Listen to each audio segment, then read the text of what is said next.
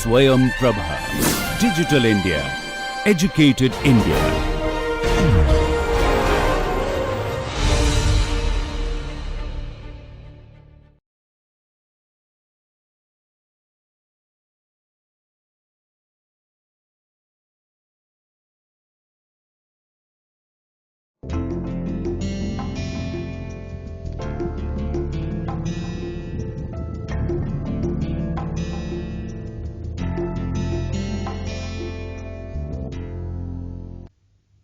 In last lecture, we have discussed cam follower systems, and we had discussed two types of followers, namely translating follower and oscillating follower. For smooth functioning of a cam follower mechanism, it is imperative that the follower should move smoothly without requiring too much of input power. That means the follower should not jam during its movement. Of course, the chance of jamming is more in case of a translating follower.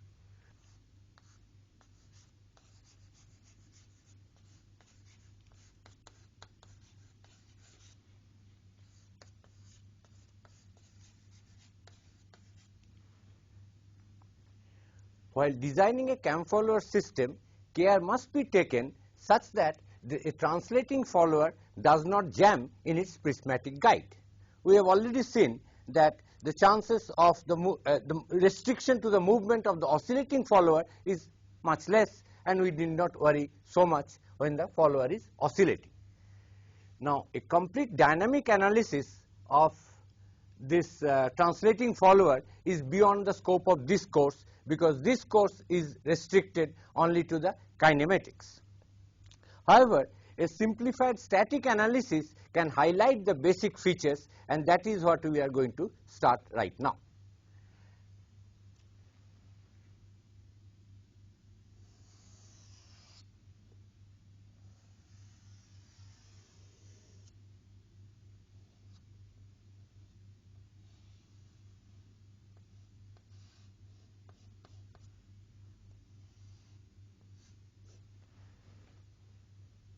First, we discuss the case of a roller follower.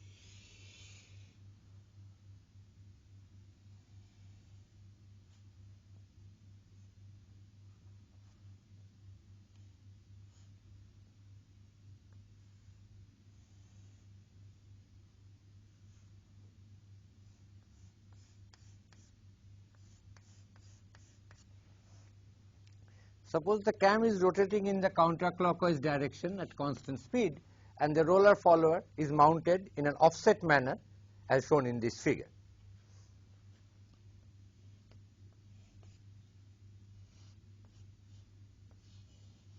This distance, as we know, is called the amount of offset, the positive offset, because it is rotating in the counterclockwise direction. Now, we are doing a static analysis. That means we will not talk of the acceleration of the follower. Now, if we neglect the friction between the roller and the cam surface, then the driving force onto the follower is along this common normal,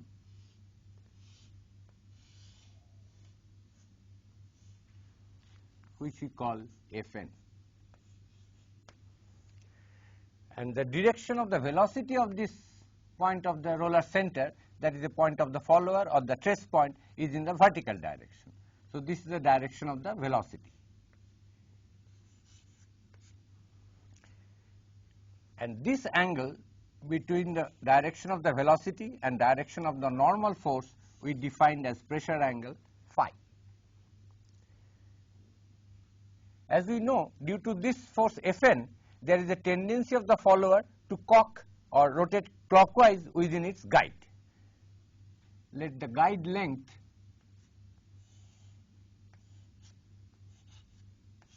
is Lg. This is the length of the guide, which as we will see will be an important parameter. And let us say this distance from the roller center to the lower end of the guide is L1. Now we know there is a spring which connects this fixed link 1 and the follower. There is a spring here.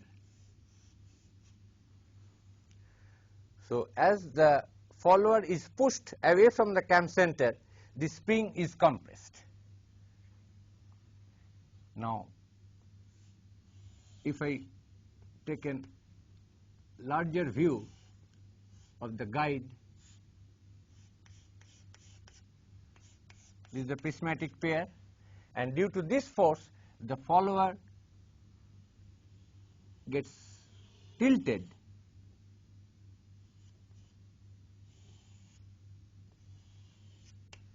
and this will be the situation. So there is contact here at this end of the guide and this end of the guide. At these 2 points contact forces are generated. Of course this gap has been shown much wider, this gap is very small, the angle of tilt is not so much. Now what we do, we take the free body diagram of this roller follower,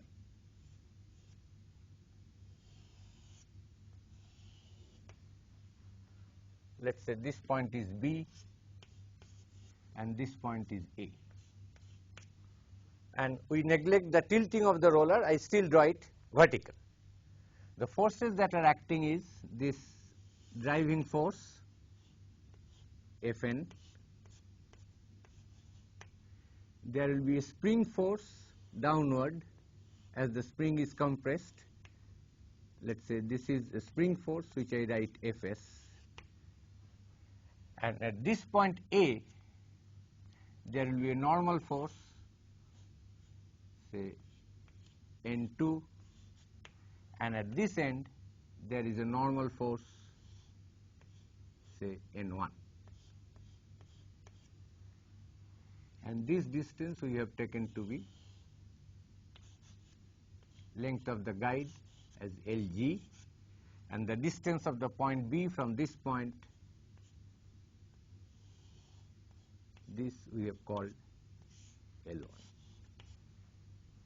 and this angle is the pressure angle phi. So as we said, we are neglecting the acceleration of the follower, so we do a static analysis and see the relationship between these forces. If there is no acceleration of the follower, then the system must be in equilibrium. So if I take the horizontal forces, we get N1 is equal to N2 plus Fn, that is this driving force, and sin phi.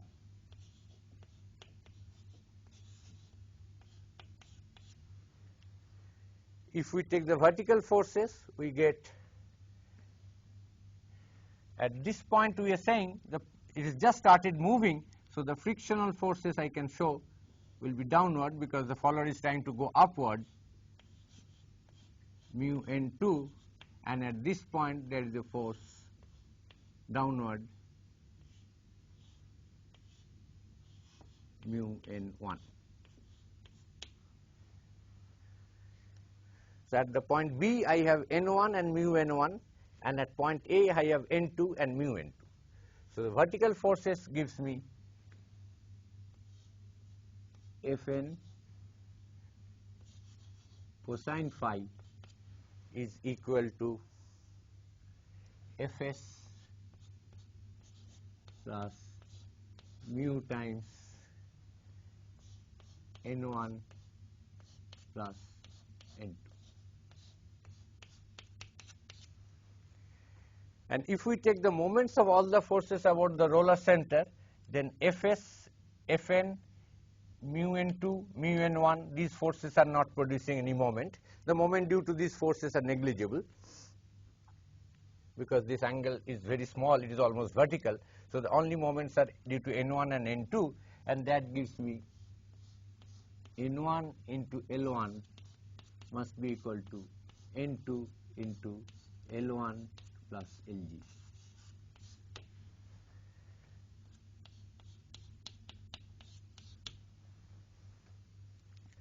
So, if I substitute for,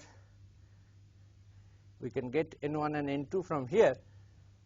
Solving these two equations, what we get is N1 is N2 into 1 plus Lg by L1. N1 is N2 into divided by L1, 1 plus Lg by L1. And substitute it here, we write N1 equal to this, so I write N2 into 1 plus Lg by L1 is equal to N2 plus Fn sin phi. I will substitute for N1 here from this equation. So, I get N2 is cancelled. So, L1 by Lg into Fn sin phi. This is equal to N2 and N1 I can get from here. N1 is N2 Lg by L1, it gets cancelled. So, Fn sin phi into 1 plus N1 is N2 into 1 L1 by Lg. This Lg by L1 gives me 1 and this 1 gives me L1 by Lg. Now, using the second equation, now I can write Fn cos phi equal to Fs plus mu times N1 plus N2, which is Fn sin phi into 1 plus 2 L1 by Lg. So, you get the driving force Fn equal to Fs divided by cosine phi minus mu sin phi into 1 plus 2 L1 by Lg. So, this is the driving force Fn which ultimately this input member has to provide. Now, what we see from this expression, that as phi increases, cos phi decreases and sin phi increases, so the denominator becomes small and Fn becomes too large. So, as phi increases, Fn increases. Consequently, to have Fn within reasonable limit for smooth operation, I must not have phi too high. That is, phi should be less than some phi max, which we said is normally around 30 degrees. We also see that this Lg appears in this expression, so a proper guide length is necessary to control the value of Fn. The length of the guide is important. Of course, while follower is coming down, it is the spring force which pushes the roller down and keep in contact with the cam, and the pressure angle is not important. Phi is less important during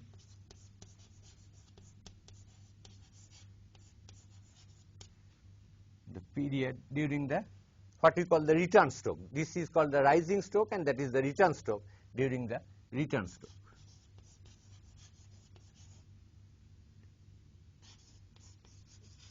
stroke of the follower.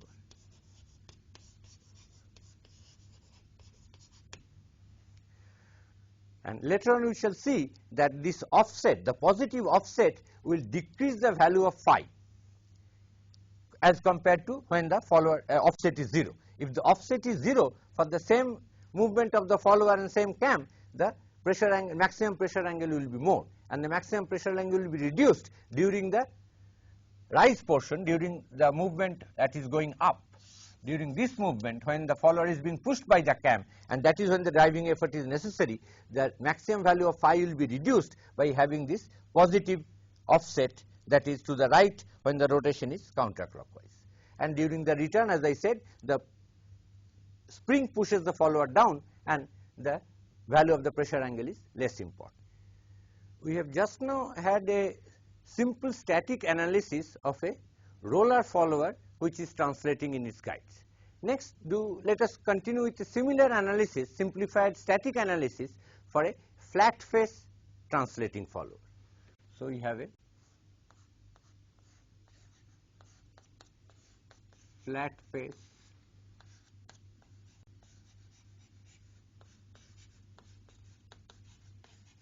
translating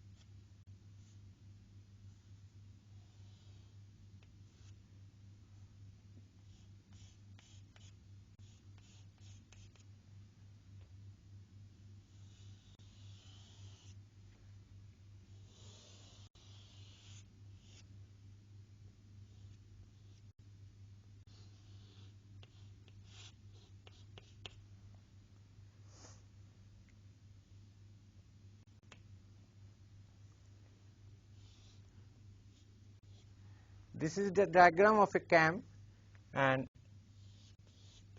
a translating flat face follower. This is the prismatic pair between the follower and the fixed link. Now here what we see, if we neglect the friction force between the follower and the cam surface, the driving force is along this common normal.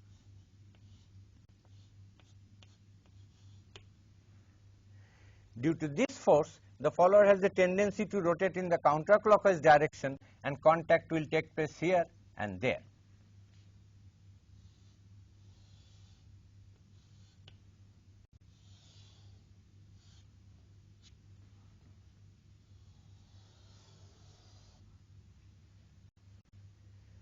So this contact point, let me say A, and this contact point let me call B.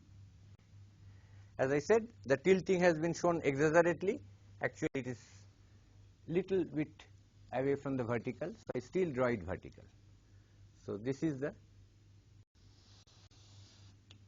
representation of this follower, and at the point A there is a normal force, say N1,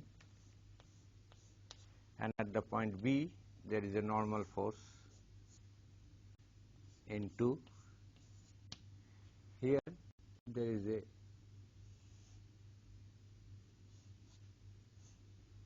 normal driving force which we call Fn.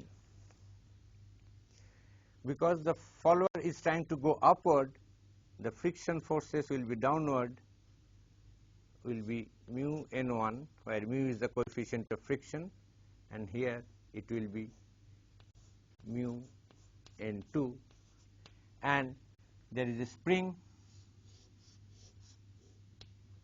that applies a force downward which we call Fs.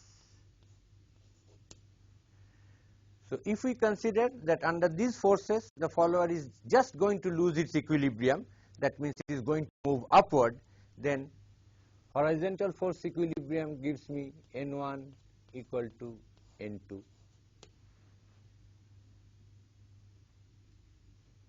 and vertical force gives equilibrium gives me Fn equal to Fs plus mu times N1 plus N2.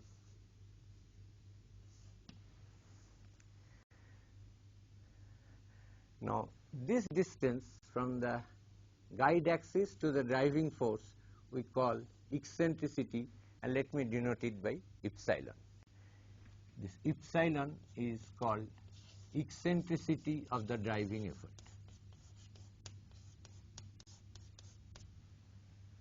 Eccentricity of the driving effort.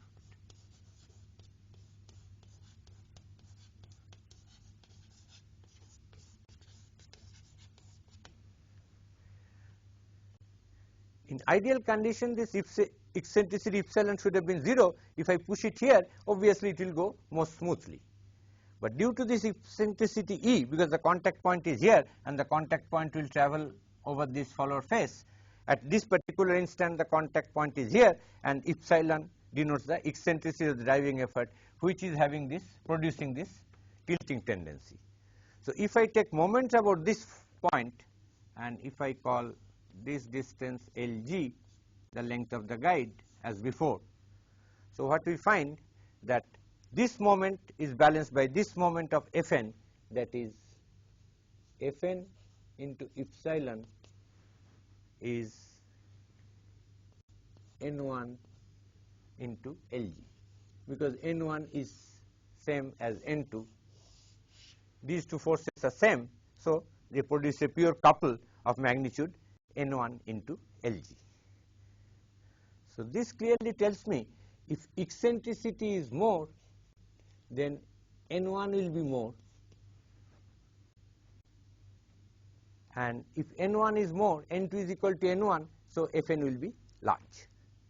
So that tells me if epsilon is increases, Fn also increases.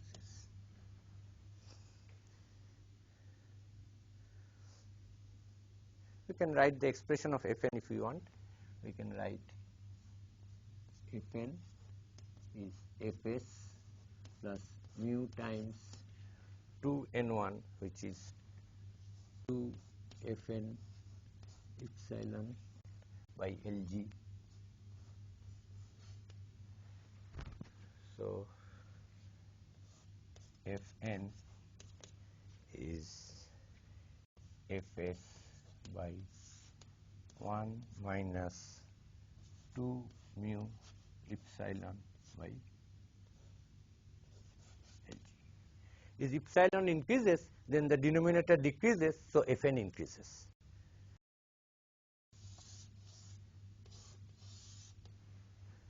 So more is the eccentricity, that is this distance, more driving force is necessary. And this is more critical while going up, because you have to overcome the spring force. And this offset, as we shall see later, obviously decreases the eccentricity. Had this axis been here, the eccentricity would have been so much, and now the eccentricity has been reduced by this amount of offset. So this explains the importance of the free running of the follower in the cam follower system. Now that we have discussed the importance of the pressure angle and the eccentricity in case of roller follower and flat face follower respectively, our next task is to how to design the cam profile, that is how to synthesize the cam profile if the desired motion of the follower has to be generated. But before getting into that, let us see how do we describe the follower motion, that is description of the follower motion.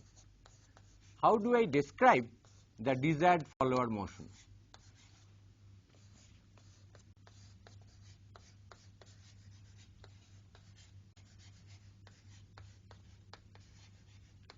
As in the case of linkage synthesis, we can use either graphical method or analytical method for cam profile synthesis.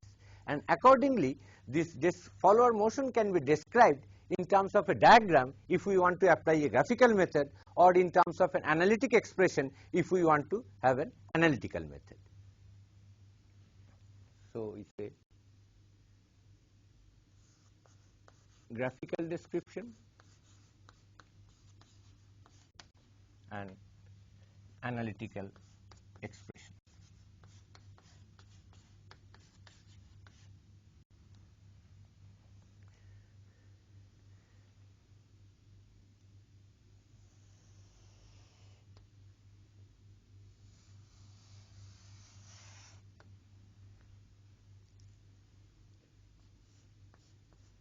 In the graphical description, which we call a displacement diagram,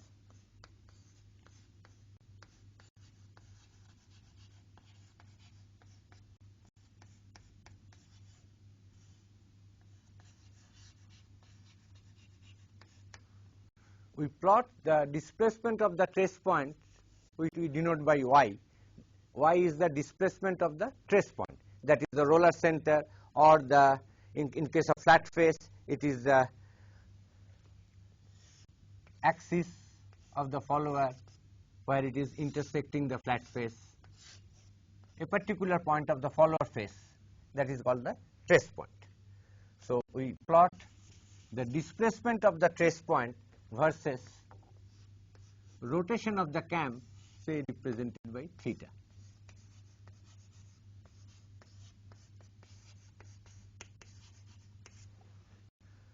Obviously, this y versus theta is a periodic function. As cam rotates from 0 to 2 pi, everything gets repeated. This is one cycle of the cam rotation. Now, normally when the cam, this y is measured from the lowest point, that is when it is nearest to the cam center. If we go back to the diagram,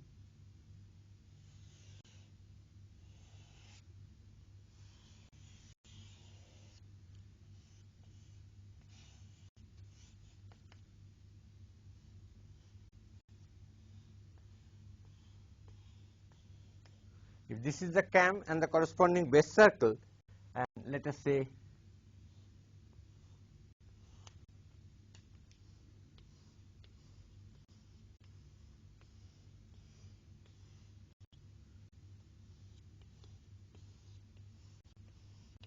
this is a pitch curve and the corresponding prime circle, which we have defined in our last lecture. As we know, if this is the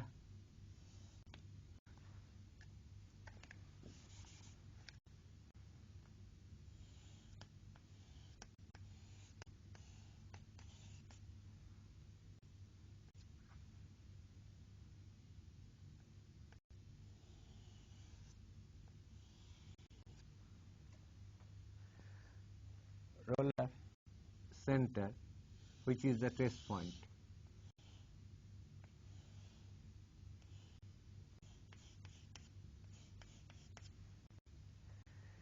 this lowest point of the roller center is here.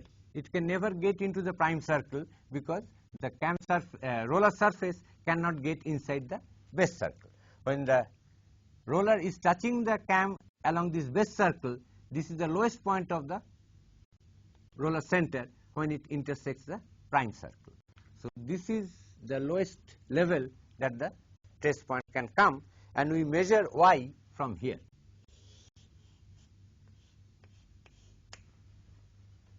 So this follower displacement is measured with y equal to 0 at this point. Now normally the follower, as it goes up, y is positive, y always remains positive, it goes up away from this cam center. After that there may be follower does not move, there is a dual period. This is called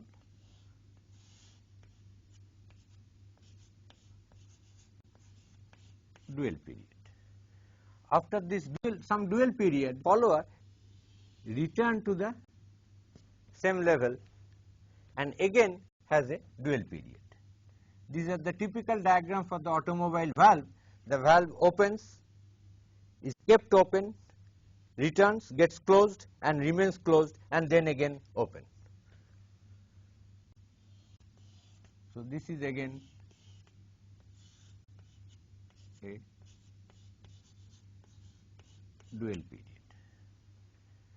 When the cam goes away from the lowest position, this duration is called the rise, and this is called return. For normally, at least in automobile cams, so for operating the valves, we have a rise when the valve is open, then the valve is kept open, there is a dual, the follower does not move, then valve gets closed, the follower comes down, and then the valve is kept closed and the follower does not move, it follows a dual. So we have a rise, dual, return, dual. And it is this maximum displacement of the follower, this is called lift. We will denote lift by the symbol L.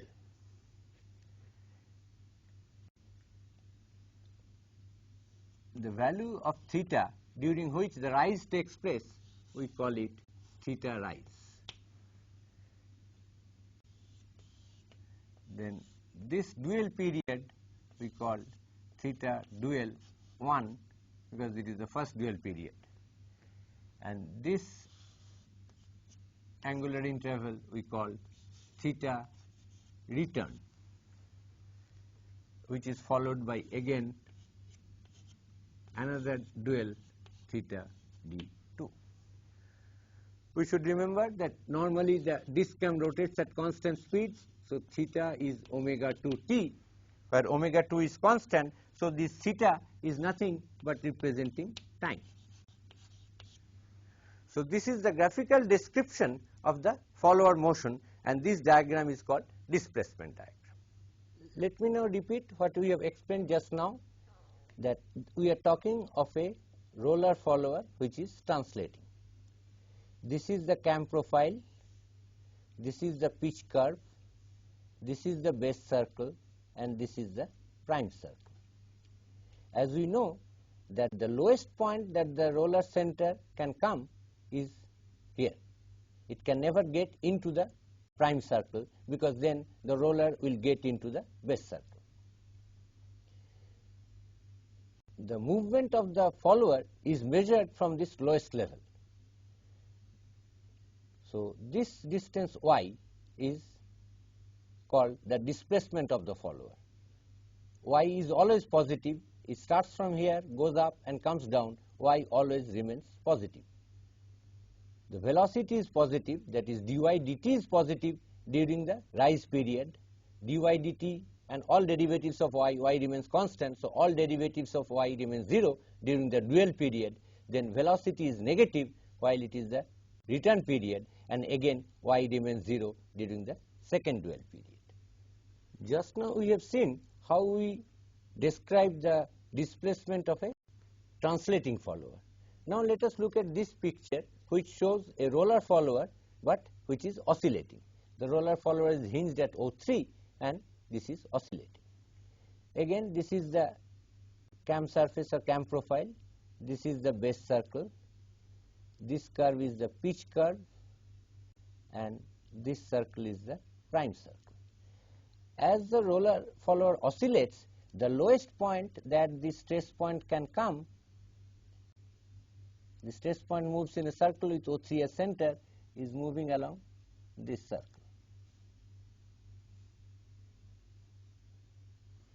So this is the lowest point of the stress point, the roller center, and this is the this is the follower O3A. This is the lowest position of A. Let me call it A1. Now here there are two more dimensions, that is how this O3 is placed with respect to the cam center O2. Here we have shown only A, but there can be a vertical distance also, which could have been B, which has been taken 0 in this diagram. So this is the lowest position of the follower, and it oscillates from here and comes down up to this point. It can never go below this level. So this is how we measure the displacement of the oscillating follower by this angle psi measured from this O3A1. This angle is psi, and this psi b will be decided by the other dimensions, the angle from this lowest position from the line O2, O3, and the movement of this will be L times psi along this circular arc, where L is the length O3A. So this is how we describe the movement of the follower, the psi as a function of cam rotation theta, whereas previously for the translating follower we had y, the movement of the follower, as a function of cam rotation theta. Next we shall discuss some typical basic motion of the follower which are used. The next topic of our discussion is the basic follower motions. Those are the motions of the follower which are normally desired, and we group it as basic follower motion.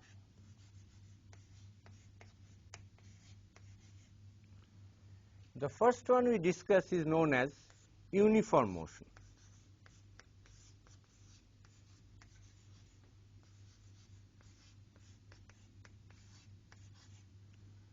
By uniform motion we mean that both the rise and return of the follower takes place with constant velocity. So if we look at the displacement diagram, say this is theta Ri, this is theta D1, this is theta return, and this is theta D2, and this whole thing is 2 pi. The lift of the follower is, say, L.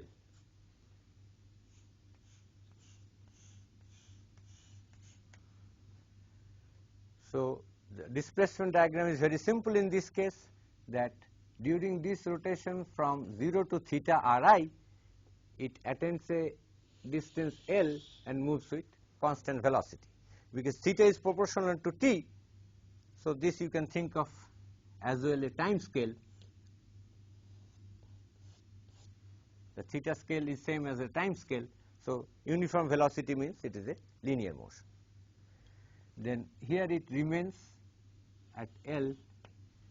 During this rotation of the follower during theta return, it comes back with constant velocity and then again remain at y equal to 0. So during this y is L, during this y is 0, during the two dual periods. During the return period we can write as simply y equal to L into theta by theta Ri.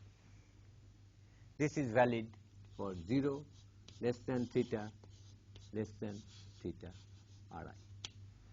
This is the analytical expression for the same follower movement.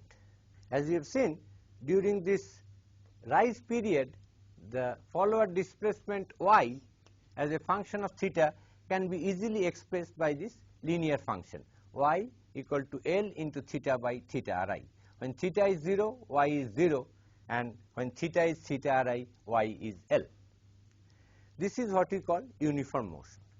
Mathematically this motion is very simple, but we can see what are the undesirable features of such uniform motion. If we look at this point, that is this point, velocity was 0, and suddenly the velocity is constant, a constant velocity is being picked up, so acceleration here is infinity. So at theta equal to 0 and at theta equal to theta Ri, velocity changes suddenly. Here it changes from 0 to a positive velocity, and here it changes from positive velocity to 0 suddenly, which causes acceleration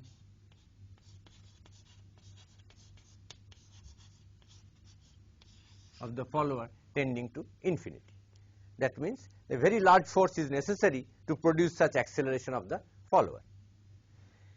That is why we would like to modify this such that it takes off smoothly and also ends smoothly at the beginning of the rise and at the end of the rise. So what we can do, let us concentrate only during the rise period. Exactly similar treatment can be done for the return period. So now onwards we will consider only this rise period, theta going from 0 to theta Ri.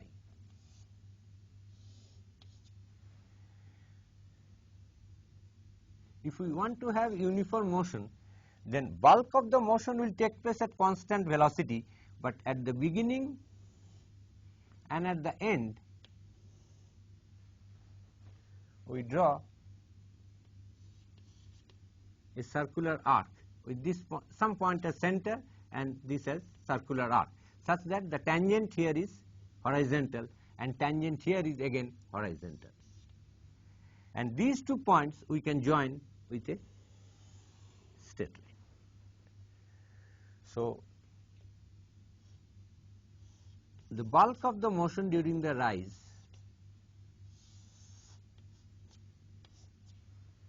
during this portion of the rise, that is most of the during the rise period, the velocity is uniform, but it is modified near the beginning and at the end.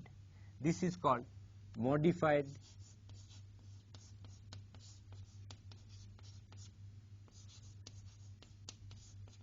uniform motion.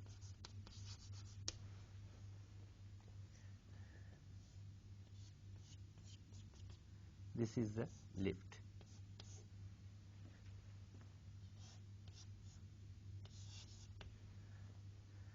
So this is what we mean by description of the follower motion, and this is the basic follower motions. Only one we have discussed today, that is the simplest, which is uniform motion. But we have already seen what are the undesirable feature of this uniform motion, and it is this: to avoid infinite acceleration or infinite jerk, that is sudden change in acceleration, we have to think of more complicated motion than such simple uniform motion. But that is what we will discuss in our next lecture.